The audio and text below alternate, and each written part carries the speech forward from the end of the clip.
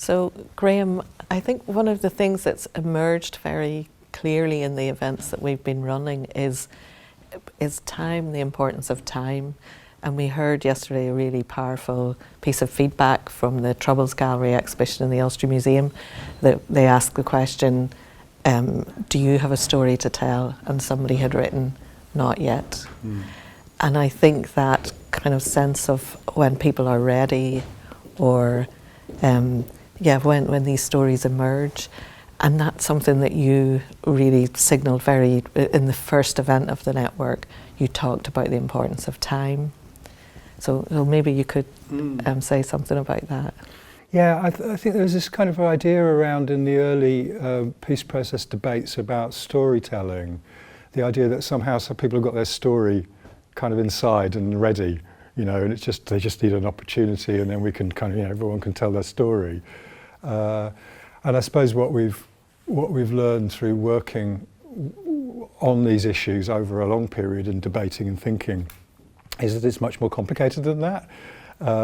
And so the idea of what I think it raises for me are some questions about how emotions attached to memories are contained, how people kind of come to live with them.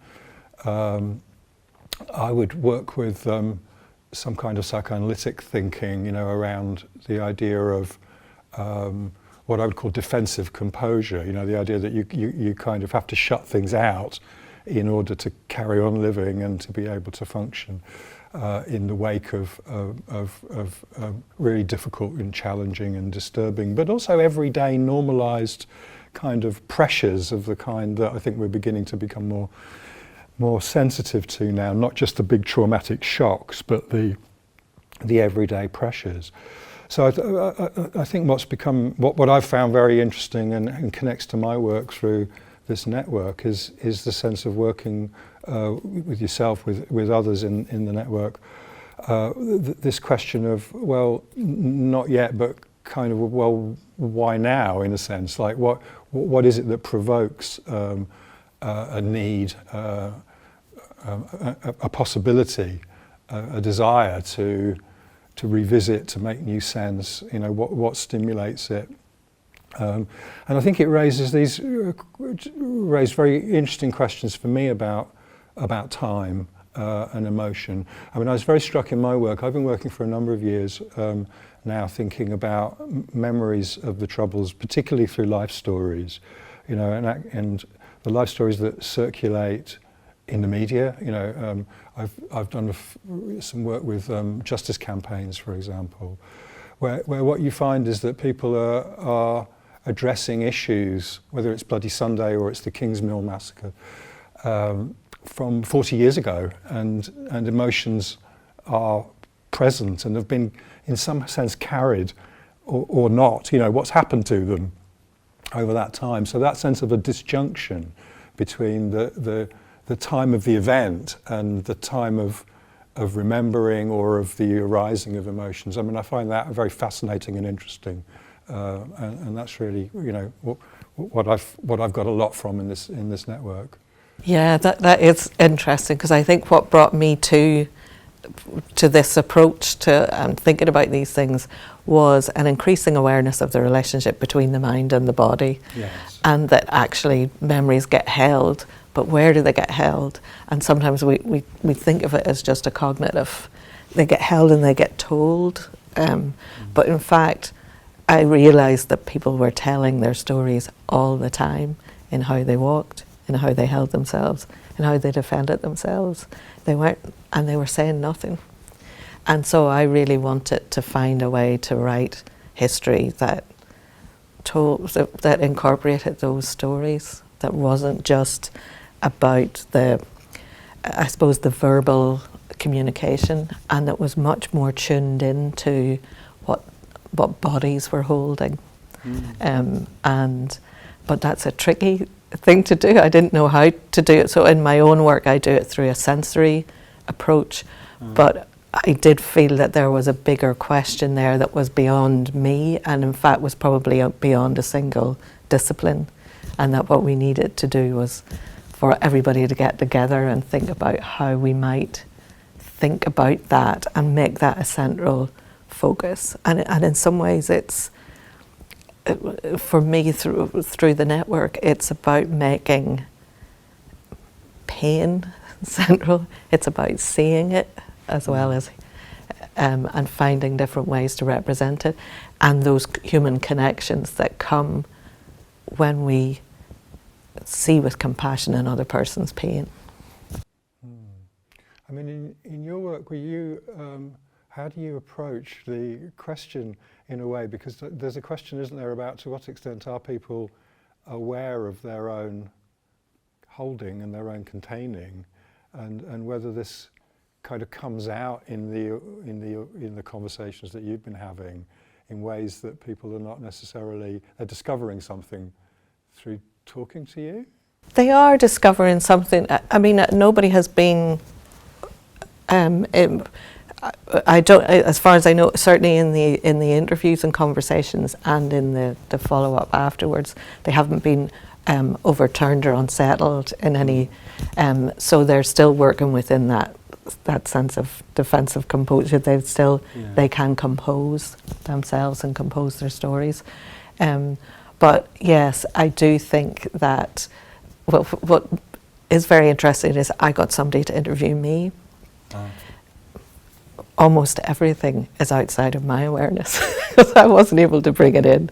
And so I suppose, but I find that interesting when I interview people. Sometimes I can see where the boundary is, where the line is, how they're protecting themselves, and that's okay. That's actually all very interesting. In a way, you're getting the stories, and I'm feeling this in the work I do on oral history. I work with archived oral histories through the Ducasse Oral History Archive in West Belfast, but also I've been involved in an oral history project of migrants from Northern Ireland to Britain, and who are then reflecting back on their Northern Irish experiences of the conflict. And I think one of the issues that arises is this sense of what you're listening to in the story is the person's kind of grapple. You can almost hear the edges of where they're not going, of where they're not going. And I suppose it raises some questions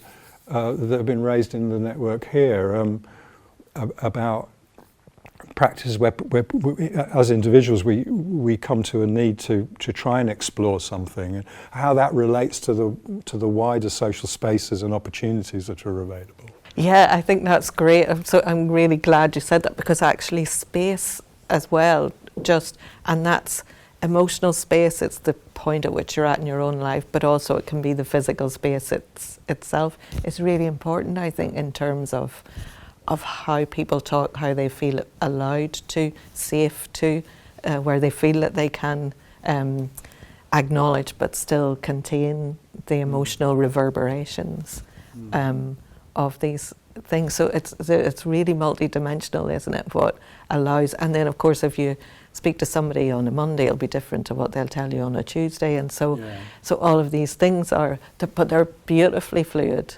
I think that's why I was so drawn in this network to the non-verbal, to the visual arts, to the or to the the performances, the theatrical, because it feels to me that they are more open, that they allow this kind of greater space for interpretation and representation.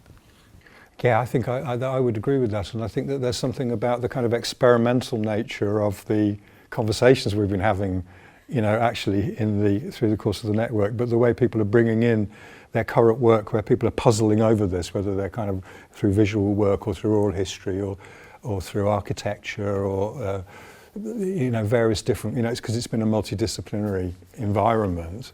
And I've really enjoyed that sense of we don't quite know, and that's okay. And that's what makes it exciting and interesting, is the exploration of it. And it does, as you say, it's the openness that goes against a lot of the framing of the past. And this expression I find really difficult, dealing with the past, this kind of closure thing, which is somehow it has to be sealed off and dealt with, put in its place and disciplined, and so that we can move on. And it really doesn't seem to me to grasp the fluid movements in our lives, of our emotional lives, our psychic lives, in interaction with the world around us. Yes, and the extent to which we are our pasts. Yes. And so the idea that you can just Deal with it. it's such a strange thing. I mean, in your work, one of the things that's been really important to me is this idea of, rather than closure, opening up. I just think that that idea of opening up and going towards the past, or that which is difficult, in order not to shut it down, but to bring it in and learn to live with it, or learn to sit with it, you know. Yes, I have found that. I've got that from other people's work, that I feel that's a really good word, and yet, because words like healing or reconciliation, they're so much part of a different kind of, I don't know, peace agenda, which it feels like it's a much more public one, whereas, you know, repair and reparation is a more personal thing, but as you say, done in relationship to others. And that's, again, and I suppose I come to it as a historian, and I mean, you're right, at the end of this, I still feel that I haven't solved whatever it was I set out to solve, but I know I'm asking the right questions, but I still wonder how we bring this into the way in which we write the history. Yeah. And so I guess that's also the experimental side of it, is how we connect up the personal explorations and the insights that we're getting, which are never just about an individual, are they? They're always speaking to broader social connections, but how does that get brought into the way bigger stories can be told, or can you do that? Do you think you can as a historian? Do you think that that's possible to rewrite? Because this is a sociosomatic history of the Troubles, isn't it? Which is quite a big claim. What's your thought about that, having got to the end of the project, the end of the network? It's a journey towards a sociosomatic history. Right, towards. Yeah. Okay. My feeling is I'm further towards it, but it's. I mean, that's my task now, I think, and I'm a bit overwhelmed by it, but I'm delighted too that this is what I will try and write, a different kind of history.